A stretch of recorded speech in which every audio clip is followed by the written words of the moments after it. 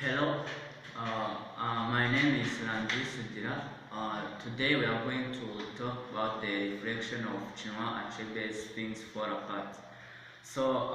In this presentation, we are going to see how Chinua Achebe wrote Things Fall Apart, as well as talking about the reflection we can have about this book.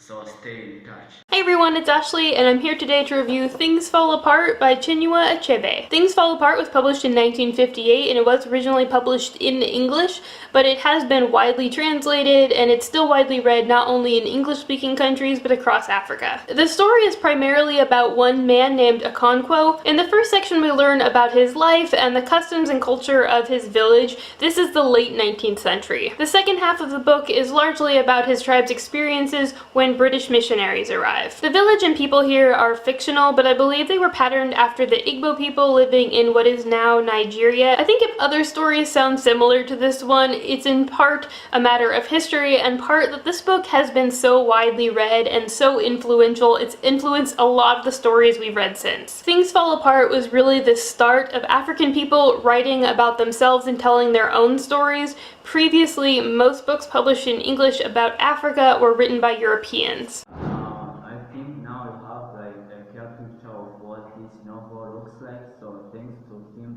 Stacks who published this YouTube video in December 2014.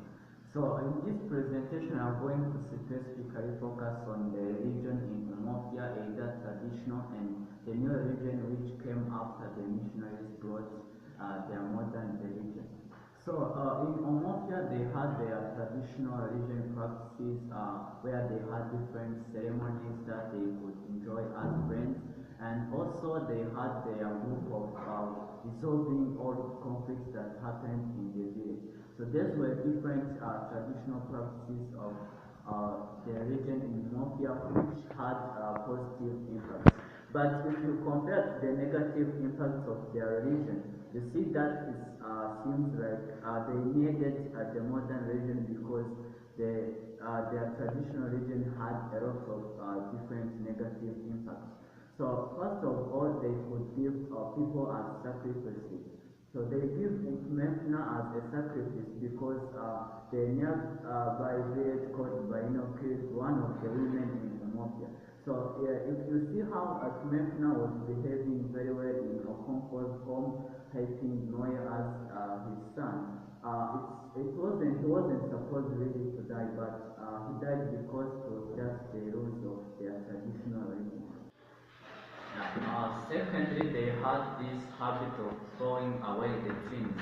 So this means that in Mafia, it was not allowed to give birth to twins. A woman called Neka used to always give birth to twins and they could throw them away.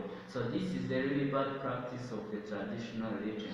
Just basing on these 2 points, it shows how their traditional religion practices involved the death of different people, which is a really bad practice.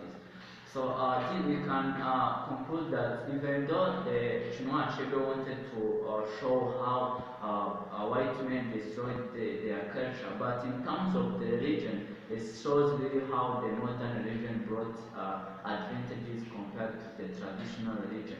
There is a quote wrote by George Carlin saying, "Religion is like a pair of shoes. Find one that fits for you, but do not make me wear your shoes." So the religion is something that needs to include the freedom and giving people the chance to choose what is right for them. The traditional religion in Mafia was really harmful to the people, and the modern religion brought different advantages like education and also giving jobs to different people.